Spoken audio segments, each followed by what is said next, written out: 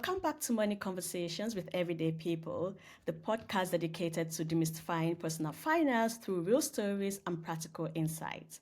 I'm your host, Rukayat, and today we're diving into a topic that is often overlooked but incredibly powerful: the role of mentorship and community in our money journeys. We'll explore how finding your people and seeking guidance can transform your financial confidence, opening doors to learning, and normalize those sometimes tricky conversations about money and wealth. Our goal is to uncover the tangible benefits of mentorship and leave you with clear steps to find your own financial cheerleader and guides. I'm thrilled to have Laura Rofe with me today. Laura is a fintech leader with over 15 years of experience driving growth and innovation across the Australian, European, and UK markets. She specializes in designing and executing go to market strategies, building high impact partnerships, and scaling global payments networks. Laura brings deep expertise in cross border payments, stakeholder engagement, ecosystem development, and leading inclusive, purpose driven initiatives that transform businesses. Alongside her work in fintech, Laura is driving force for diversity, equity, and inclusion across the industry. As an executive board director and country ambassador in Spain for EWPN, she actively champions diverse leadership and inclusive opportunities in financial services. She's also the founder of Empower Match, a soon to launch mentorship platform dedicated to breaking down barriers and supporting underrepresented talent. She's also a passionate advocate for mentorship, inclusion, and industry transformation. Laura doesn't just talk about change, she drives it. Whether through thought leadership, curating high impact events, or building platforms that open doors for others, she's committed to shaping a more inclusive and connected financial ecosystem. Laura, welcome to the show. Thank you so much for having me. I'm really excited for our conversation today. Same here. So let's kick off things with the big picture, Laura. When we talk about personal finance, it can feel very individual, sometimes even isolating. So why do you believe mentorship is so crucial, especially when it comes to something as personal as as our money journey? I was thinking maybe taking it a step back a bit and start with a bit around how money was perceived from my perspective when growing up, because I think this really has a big impact on why I believe mentorship can really help guide us when it comes to money matters. So, growing up, in my family, we never really spoke about money. It was almost considered a dirty word, a bit crass to raise it, and we shouldn't speak about it with other people. My father handled the money, and we had a situation, a family breakdown, and we lost everything financially. It was very, very difficult circumstances. And then, I started off my career in corporate banking, and then I decided to move to London from Australia. Firstly spent all of my savings traveling around Europe, a young woman in her 20s. I also then found it very difficult to find a job when I got to London, and I racked up quite a bit of credit card debt. And I think, this has all impacted my money journey and where I came to a position in life where, sure, I put some money away in savings accounts, but I feared investing. I feared not having any financial security, and I was scared to invest because in case that I lost it, right? So so for me, I think it's important to acknowledge that the past can really impact your mindset around money, and how do you then sort of look to turn that around? And changing mindset's not an easy thing to do. We're humans. We're creatures of habit, right? So getting help to change your mindset around money through mentorship is something that can really help support that.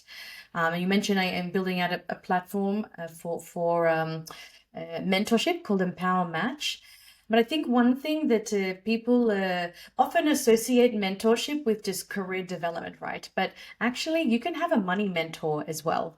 And I think, from a mentorship perspective, you can have somebody who really you can connect with, who might have more experience or expertise or knowledge in a certain area. They can provide with feedback, guidance, emotional support, reassurance, and help you with money matters as well. Hmm. Great. Thanks for sharing your personal story at the beginning there. And yeah, it's really you touch upon something, right? Because when we talk about manuscript, it's really formed at a very early age. So really like discussion around money when it comes to around the table, what is money, and it's formed in us. I think by the age of 7, we have our own manuscripts, and this is what we tend to kind of exhibit when it comes to when we get into the later years of our lives, right? And really, when you mention the fact of the mentorship as well, most people equate mentorship to career, right? And like you said, it's really good to have like money mentors as well, basically. And what I would like to say is really ask, when did you first realize that having some form of guidance with money, right, whether formal or informal, truly made a difference for you? Like, was there a specific advice? Did you have a mentor, right, basically? And what really clicked and really shifted your perspective? Yeah, I think that's a really good question. And I actually didn't know that we start forming our money mindsets as early as sort of 7. It's super interesting fact there. But for me, I mean, when I was growing up, I was always taught, okay, put money aside in a savings account, or the way to invest is to buy a property, right? And this always seemed quite a far-fetched, out of reach situation or circumstance, right? Buying a house is not easy, and you often have to upfront a lot of money to start with. I think for me, as I went along on my journey, I finally got to a point where it started feeling a bit uncomfortable. And this has only happened probably in the last sort of 10 years or so. Started to feel uncomfortable, was like, okay, my savings account, I'm earning next to no interest on this. I hear about other people through be it, podcasts or through channels on social media, and people talking about money and making more money at the end of the day. I'm like, well, what can I be doing more of? And so I don't think there was a particular necessarily defining moment, but it became more and more uncomfortable. And I was like, oh, I don't really know what to do here. And I started speaking with some friends, actually people who I confided in. It was an uncomfortable conversation about, can I ask you a question about, what do you do with your money scenario? And I think the discomfort became so big. I was like, okay, I finally got to do something about this. Let's start finding some tools or some information that can then help me learn and grow. So I think it just got to a point where I was like, okay, enough's enough. Yeah, I think it's quite interesting. I really commend you as well for actually taking that extra step to think about, okay, what can I do to start making more money, because I see this, I see that, and also kind of asking your friends, because when I talk to men and women, I always see the differences. Like men, they talk about money all the time, and women don't really, basically when they're with their friends, right? And I think sometimes it's also down to cultural as well. So just correct me if I'm wrong. So you did touch upon something very important, like when you were growing up, money was not really talked about. On the contrary, for me, it was more like I actually learned money from my grandmother. And when it comes to like money within my culture, I think I've mentioned this to you already. Like women kind of control the money, and they control like everything around money basically. And I was exposed to that concept very early, and this really moved me into investment banking and really moving to the Western world. Right, when I moved over to the UK to study and also ultimately to work in investment banking, then it was more like, how come there are few women talking about money and all the all the investment bankers are men? And I started to see this cultural divide between men and women as well. And I think just wanted to commend you, like moving away from that mindset, right, to really thinking, these people are making money, but how can I make money? And also kind of opening up and talking to your friends about it. And I guess you can say your friends were kind of like your informal mentor, right? Perhaps this is what I will see it as basically. But then it does also make me think that when it comes to the first step as well, did you kind of take a first step in perhaps obviously you started your career in corporate banking, right? So in finance. And Did you have to read a book as well or take an online course, or is it more about the personalized insight, the accountability, or perhaps the emotional support that also comes with talking to your friends about, okay, what are the tools that are available out there for me to kind of start making more money?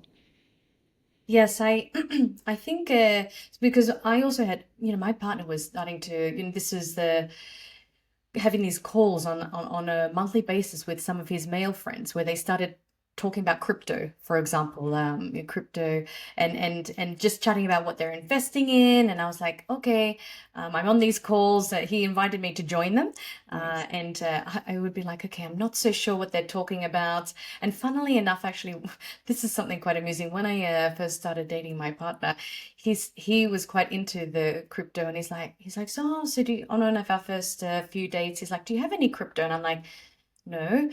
But I think, I was always interested to learn it more. He's like, oh, we've got to change that.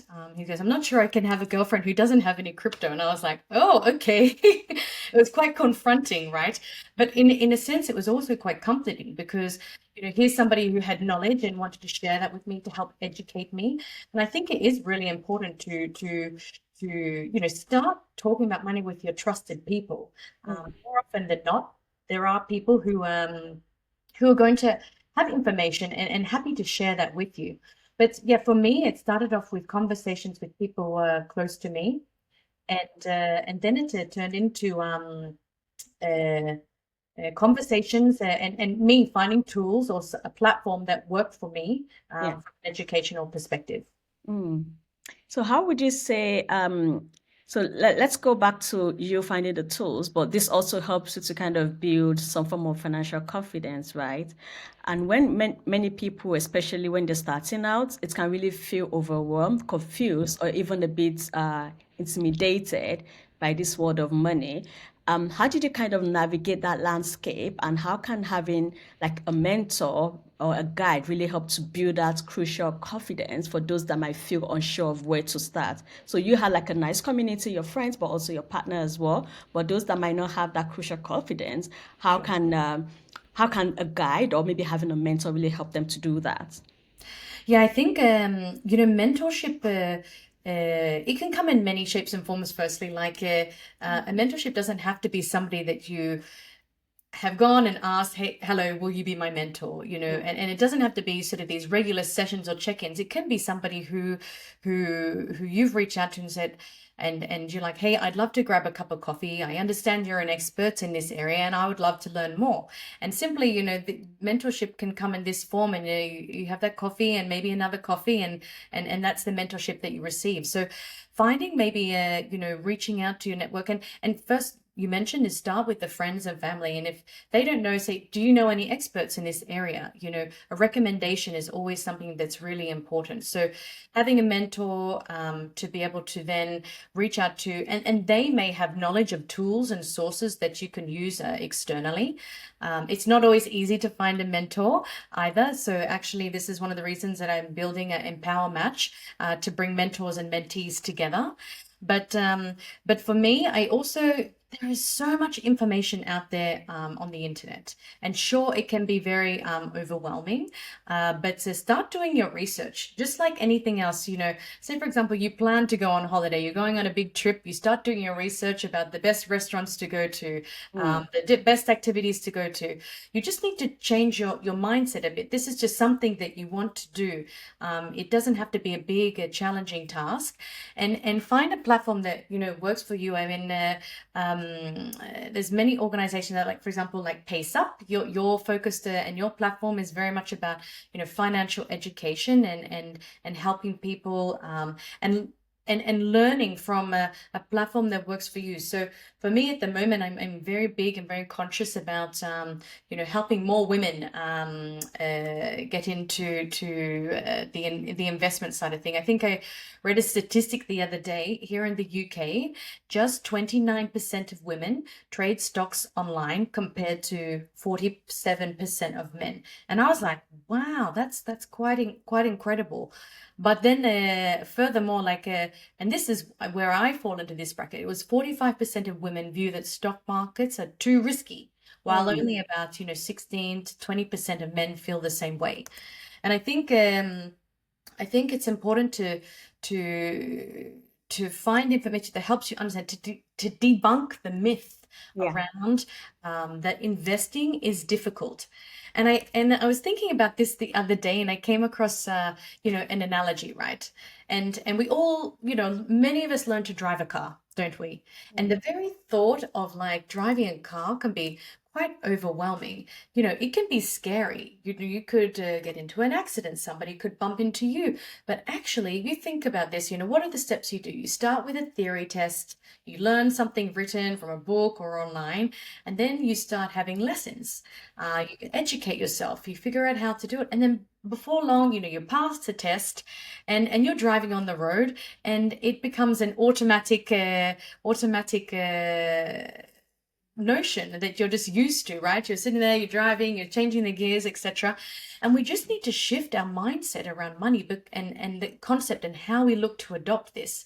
So for me, it was about, I started doing some research online. I found a platform that worked for me.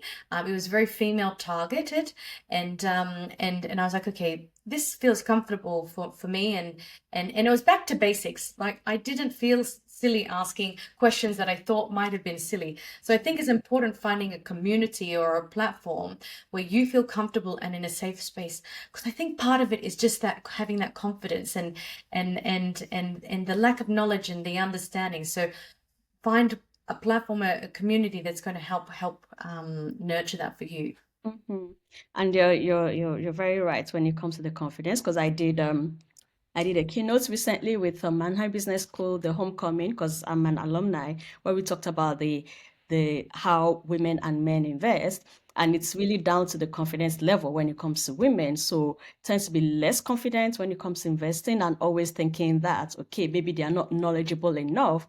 So when they're knowledgeable enough, that they go into investing compared to men. But this is all like perceived confidence level, right? And once the women actually take on the education and understand what they're doing, they're actually better investors. So there's a lot of data around that and research that has been done really. So it's really finding the right education tools, but also, like you said, there's a lot of stuff out there. So lots of white noise and whatnot. So it's really finding the right tool that works for you, that kind of breaks down all the jargons.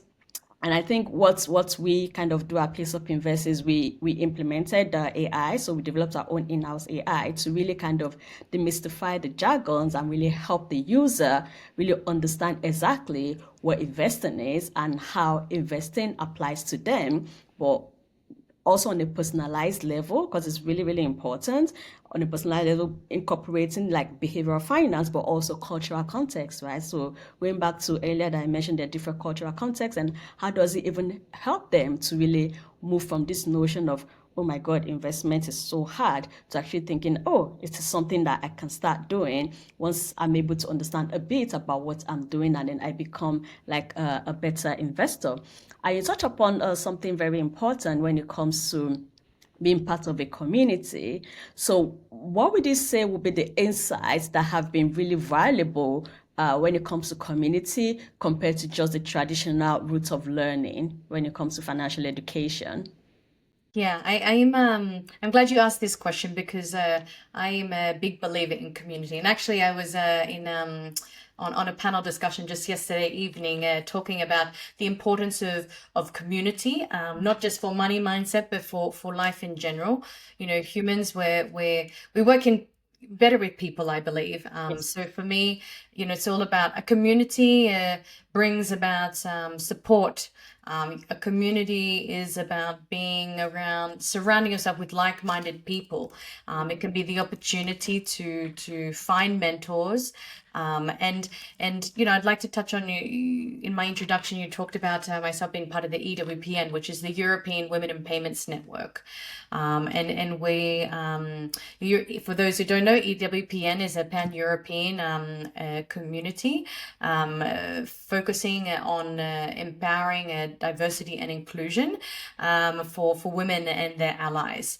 And this year we've got a really big focus on financial education, just because, recognizing that such big gap. And by closing this financial gap, we can really empower the world, empower women to have more financial freedom, more accessibility, more equality, a bigger seat at the table. So financial education is hugely important. And actually, I did an event here based in Spain and Barcelona now, and we, as part of the EWPN, we did a financial empowerment event, and we talked about and so we brought together people who were interested in starting their journey when it comes to financial empowerment. And when I talk about financial empowerment, this can be from understanding your financial journey from the very start, helping to empower other people, and where to begin ultimately. So for me, events and communities like EWPN are just so important, because they're that safe space to help you feel like you can ask the questions, that you can get the advice, that you can have the mentorship that you need to really start and pursue your journey. So community to me is just absolutely imperative. Yeah, super. And thanks for bringing back the EWPN, so European Women's Payment Network. And just a disclaimer, Laura and I were both executive board members on there, and it's really an amazing community and kind of support network as well. So I'm going to put some notes at the bottom after this in the podcast notes for those that are really interested in learning more about EWPN. So now let's talk about the challenges with money, which is often like a taboo topic, right, in many places. And it's not often discussed openly, even among like family and friends. I know you did that openly with your family, your friends, and your partner, myself as well, growing up. So, for those that don't have this, and also they always look at it as, God, I really don't want to talk about money because it's kind of like a taboo. How does mentorship or being in a supportive community generally help in normalizing conversation around money and wealth? So, I mean, I've experienced the taboo side of things, as I've touched on, and for me, this was because it was a mindset. It's the way that I thought about money. So I think we touched on.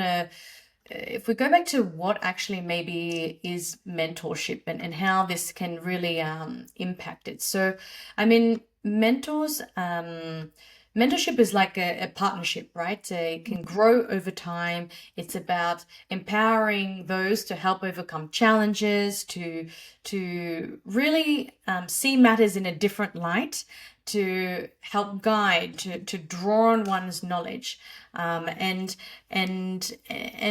for me, having a mentor can really help change your mindset. A mentor can be asking you questions and challenging your thought process, and why you may have these blockers or these barriers, and actually opening your eyes more, or your perception more, to the opportunity that money can bring. Sure, I think we're built with this mindset of money makes the world go round, and you can have a negative interpretation of this, or a positive interpretation of this comment, right? Money makes the world go round. Oh, sure, you need money, and if we don't have money, we can't make things happen.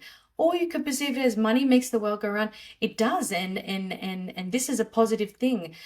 So I think having a mentor can really help change your mindset, and that's where I think is one of the biggest challenges and blockers, and it's definitely one that I experienced myself before taking that leap to start educating and understanding more about money, and what I can do with money. And it's a lifelong journey as well. It's not something that you just that just happens overnight. This takes time, just like learning a language, just like learning to drive a car. It takes time, it takes practice, and that's important to understand too. Yeah, that's true. So when it comes to difficult money conversations, because most people have that, right? Perhaps maybe you can share an example if you've had that in the past, or maybe with people that you work with, or colleagues or friends, around maybe debt, investing, or even salaries that really became easier either for you or for someone else because you kind of had like a guidance or the support of a community. Yeah, I'm actually going to touch on the points around salaries, Mm, because this is one we come up a challenge against time and time again, and particularly women. We talk about the financial services sector, and there's significant gaps in when it comes to pay, right, between men and women, and I think this also really stems from our thought and our mindset around money. Oh, we can't necessarily ask for more. And I think for me, through mentorship, through my community, through building my confidence around money, say for example, when was it? Maybe it was a couple of years ago now. I was talking to recruiters about a new role. I wanted to move to from London to Spain, right? And I was exploring new opportunities. And you always get that question from recruiters saying, "Okay, what's your current salary?" And I'm like, I started asking myself, why do I have to share this? Is this going to limit, what they then look to offer me? And started asking myself these questions. And so I would turn it around and I would say to the recruiter, I'm like, oh, actually, can you share with me what is the salary scale for this role? And help understand what that is, because then in my mind, I was like, okay, if I understand what the salary scale is, that's the value that the organization puts on this particular role, right? yeah. But time and time before, I've spoken with recruiters and I was telling them what my salary was, and they're like, "Oh, well, you can probably only expect a, 5 to 10 or 20% increase maximum. Oh no, that'd be too big a gap." And I'm saying, why? If you value this role at that much, and if we continue down that pathway, it's only going to perpetuate the gender wage gap even further, right? So Exactly. so for me, this is one that's a very big area of thought. So I started switching it around. I didn't share my salary that I was currently on, and I would ask the question, what was the salary scale that's on offer? And I would let them know whether that fits in line with what my expectations are. So this is one where I really changed the narrative, and if the recruiter pushed back, one time they dared to, I tell you, and they pushed back. No, what's your salary? And said, I don't feel I need to share my salary. I'm like, have you heard about the gender wage gap? We want to try to perpetuate it, and I'm sure they haven't asked that question to anyone since. But yeah, Yeah. this is an area that I think is one that can make change, and don't be afraid to push back on this. Is what the message I would deliver. Yeah, that's so important because once you give them your salary expectation, they anchor on there. So Yes. it's the anchoring part of the art of negotiation, and then they move within that anchor. So it's best, like you mentioned, just ask them back again, and then obviously think about your own, like the minimum you can go or the maximum or whatever it is, and then start to negotiate that way. So it's really, really important when it comes to discussing salary negotiation, either in a new role, but also when we're discussing salary negotiation and moving up in the current role they were in as well. So I think it's really important to hear like other stories, their wins, mistakes, and learning curve. And perhaps you've heard a lot of stories, right? Like from your work, from your friends, and also just within the community as well, perhaps EWPN that we both belong to. How does hearing these diverse experiences really help you feel less alone and really more confident about your own unique financial path? Yeah, I I think yeah, having that support there really it helps me want to do more. Mm. Because another action, let's say, that I've started doing is also speaking.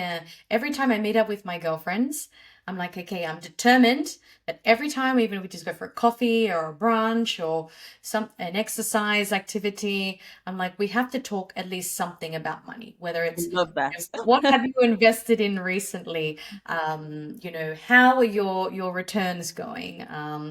What are you finding difficult at the moment? Do you need help practicing your salary renegotiation? And I've created a small WhatsApp group with some of my friends where we share.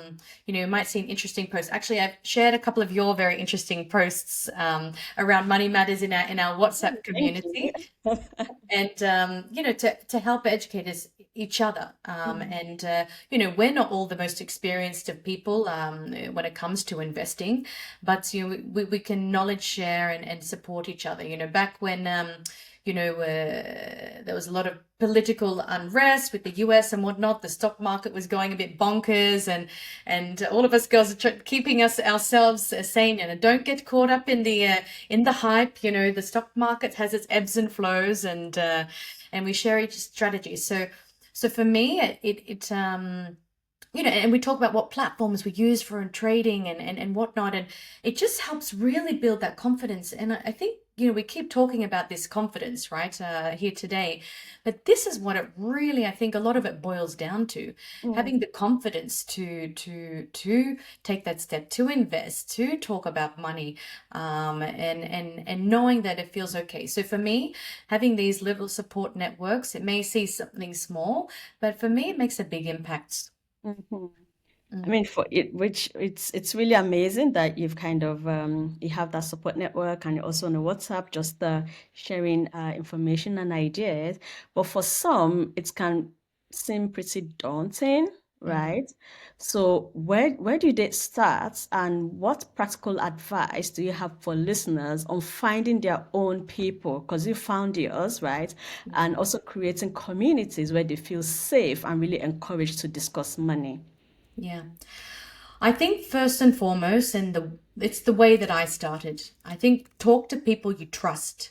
So start with the people that you trust, that you can feel they're not going to judge you. You can have a safe conversation, and so that's your friends and family. And if they don't know, because not everybody does, and like I said, I grew up in a family that didn't talk about money. So going to my siblings, and I mean it's changed now somewhat, but my family members isn't always the right approach. But you can ask them, do they know anybody? Maybe you've got a trusted colleague, or you've seen somebody on social media, on LinkedIn, who seems to be an expert in this area. Start following them. Start having a look at there's plenty of YouTube videos out there. Back to basics with investment.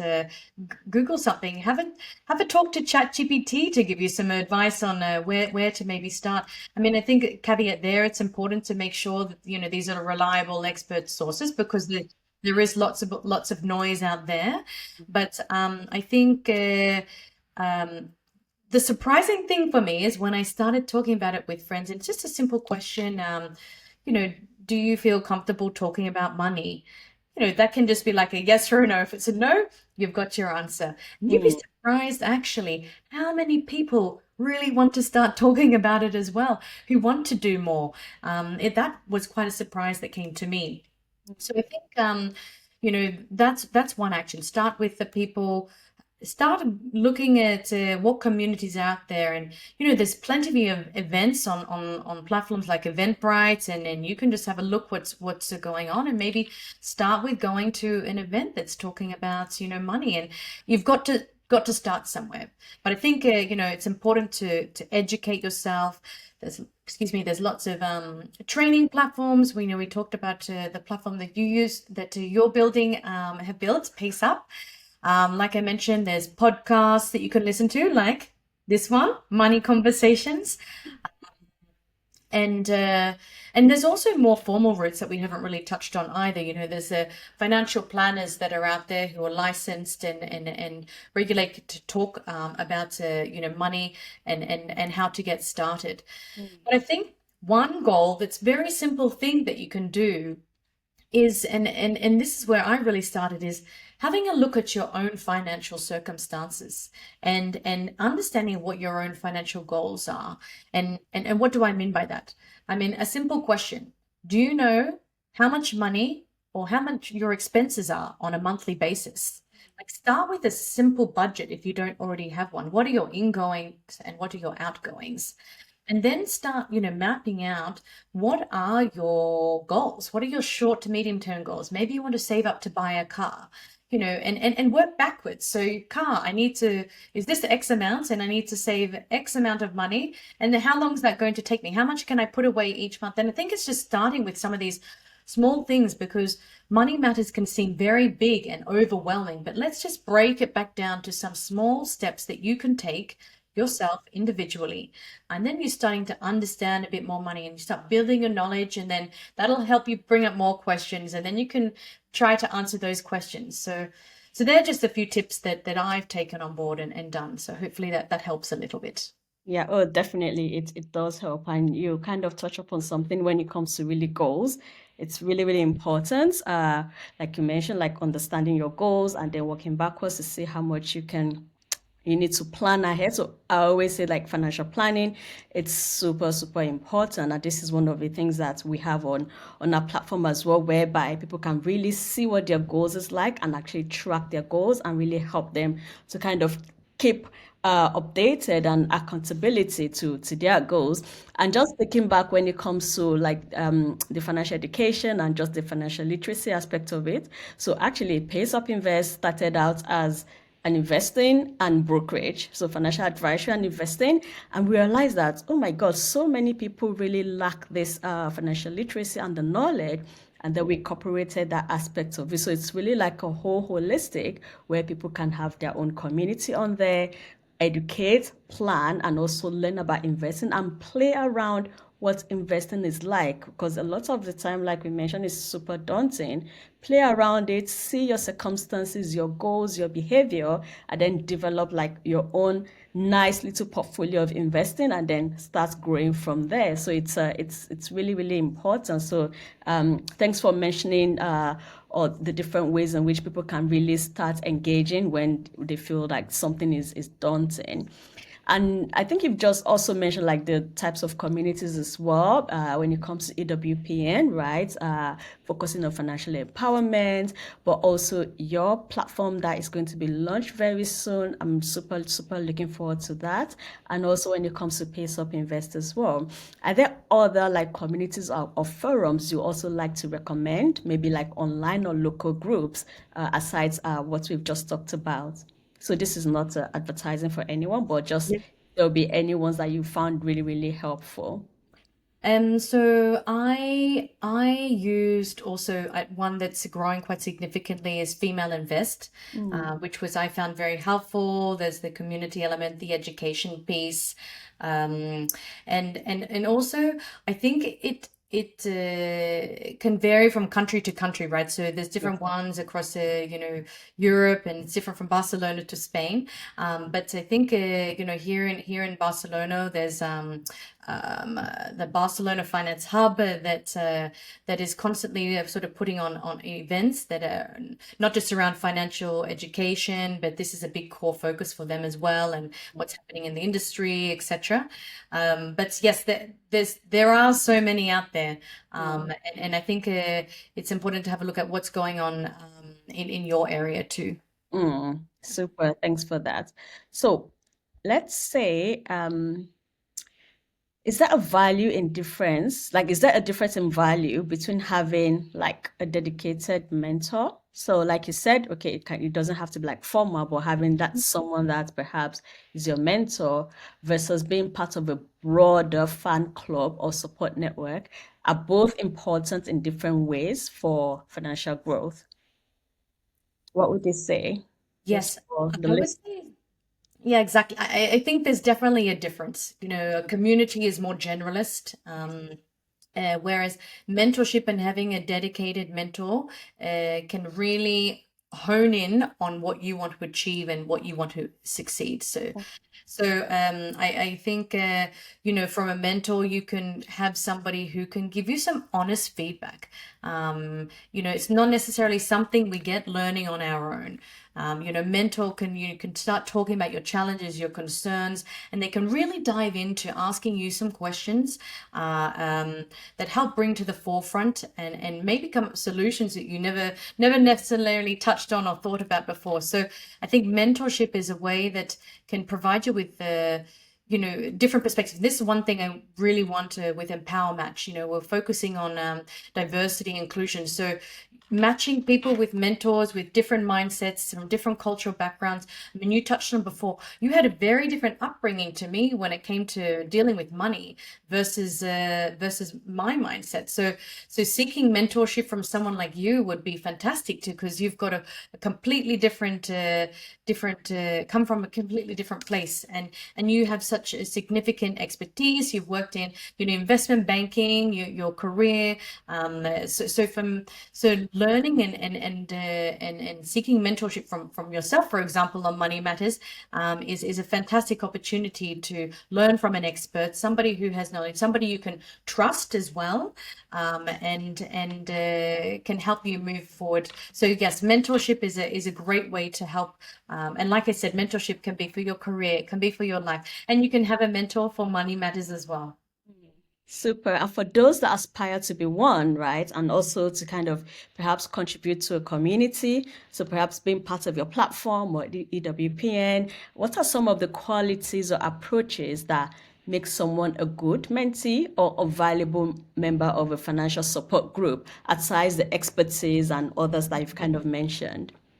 Yes, really, really good question. Because lots of people, so you have the mentor and the mentee, right, in the relationship. And I think firstly, to be a good mentee, you just need to be open-minded, open to learning, and developing. And I think this is the key mindset that you need to have if you want to be a mentee, and make sure that you have dedication. So yes, I want to do this. On my platform, on the platform I'm building at Empower Match, our mentors donate their time. So it's really important that you respect that, and they're there to help you and want to help support you, so that you have a dedication there to take action. And then to be a good mentor, because lots of people are like, oh, can I be a mentor? Have I got enough experience? I'm like, I think in every way, shape or form, people can be a mentor in some capacity. And I think to be a good mentor, you have that desire to help and want to give back. And this what truly makes a good mentor. And the great thing about Empower Match is that we can also match you with a mentee who, so say, for example, you may not have had much sort of leadership or mentoring experience, and maybe that seems a little bit daunting to start a mentoring journey.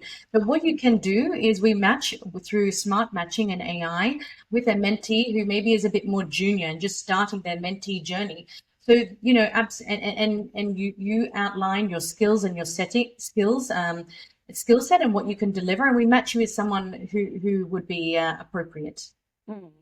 Amazing. And you touched upon something about like being a mentor and really not to be afraid when it comes to mentoring, because it's really taking a leadership role as well, right? Mm-hmm. And I often go back to this book by Robin Sharma, The Leader Without a Title. So you don't really need a title to actually be like a mentor or something. And I think another aspect that is really interesting is the concepts of reverse mentoring as well. So really also kind of, because you might see some younger people that have more of so now I'm talking about financial aspects of it. So maybe they have some more understanding and maybe they have a bit of a more financial education than the older people as well. So it might be quite interesting when it comes to reverse mentoring in that sense, because I do see quite a bit of reverse mentoring when it comes to career aspects, really when they're thinking of creativity and bringing like young, vibrant ideas into the workspace. So it might be interesting if it happens in finance as well. I don't know. No, I think that's a great point, because I mean, lots of people just think that to be a mentor, you have to be older, right? Yeah. Older than your mentee, but it's not always the case. Sometimes it's naturally because, the older you get, the more life experience you have. But Yeah. absolutely right. From a generational perspective, the new generations are coming through, are having different experiences with money, a different mindset around money, and that can really help. Even for myself, I'm super open to this because at the end of the day, this can help me learn, change my mindset, and shift my thoughts and barriers even further as well. So I think that's a fantastic point. Yeah, exactly. So, taking steps forward, what are some practical actions people can take immediately after listening to this podcast to really harness the power of mentorship in their own money journeys? Well, I suppose the first step is finding a mentor or a mentee. So actually, Power Match, we're launching the platform to onboard mentees at the moment, mentors at the moment. So this will soon be ready to onboard mentees. So you can follow us on LinkedIn, Empower Match Mentoring, or www.empowermatchmentoring.com to help you find a mentor. But also, I think look at within your own circles. This is a great place to start and start asking the question, what are your thoughts on money? And start looking at within your own community and who might be able to provide you with some guidance. You'll be surprised who has knowledge and areas here. So for me, that, and then I think, start with also, we touch on it, drawing back to basics and understanding your own money circumstances and situations so that you can start planning and moving forward. Super. Thank you. Thank you so much. What an insightful and truly empowering conversation about the incredible power of mentorship and community in our money journeys. Laura, thank you so much for sharing your valuable perspective and those actionable tips today. And it's really, really crystal clear from what you've mentioned that surrounding ourselves with the right people and being open to learning and sharing can absolutely transform our financial lives. And what I want the listeners is also to remember that you don't have to navigate your money journey alone, whether it's building confidence or finding the right educational tools or just normalizing conversation, right? We really, really need to do this. There's a powerful community somewhere that is waiting to support you. So we're going to put all the links in the show notes. And if you're ready to take the next steps to move beyond just understanding and into action, or you want a structural support to build a clear financial plan and really put these insights into motion, Up Invest is here for you. And for those that are looking for mentorship and platforms to kind of see where they can get the mentor, so Empower Match, Laura's amazing platform is going to launch very soon. And we help everyday people to connect with the right knowledge, personalized tools to confidently manage their wealth, make informed decisions, and achieve their unique financial goals. So stop wondering if you're doing the right thing and really start to build the financial future with clarity and support. So I'm going to put all the links in the show notes. So really to help you find your financial confidence and empower your journey. So join us next time on Money Conversation with Everyday People for more real stories and practical insights on navigating your financial life. Thank you so much, Laura. Thank you so much for having me. It's been a great chat, and hopefully your listeners will be able to start moving forward in their money journeys. Thank you so much. Thank you.